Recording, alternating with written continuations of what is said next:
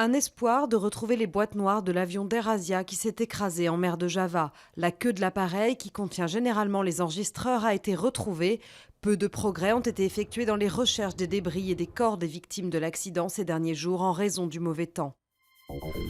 La Turquie, victime de 2 attentats meurtriers ces derniers jours. Une femme kamikaze s'est fait exploser hier devant un commissariat d'un quartier touristique d'Istanbul, tuant un policier.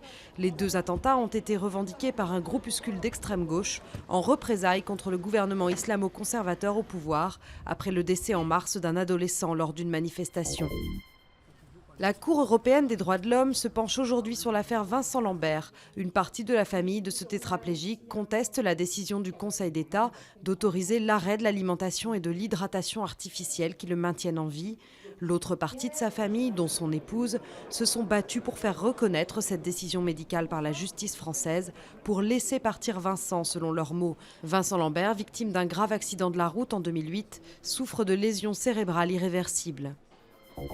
Les soldes d'hiver démarrent aujourd'hui avec leur lot de bousculades. L'événement mobilise pourtant moins qu'avant, du fait des promotions quasi constantes, notamment dans le textile.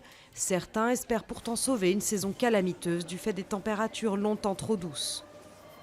Il fait polémique depuis des semaines, mais sort seulement aujourd'hui en librairie. Le dernier roman de Michel Houellebecq, Soumission, se projette dans la France de 2022, dirigé par un président islamiste. Accusé de diffuser les idées du Front National ou celles d'Éric Zemmour par le directeur de Libération, le livre est jugé sublime par Emmanuel Carrère.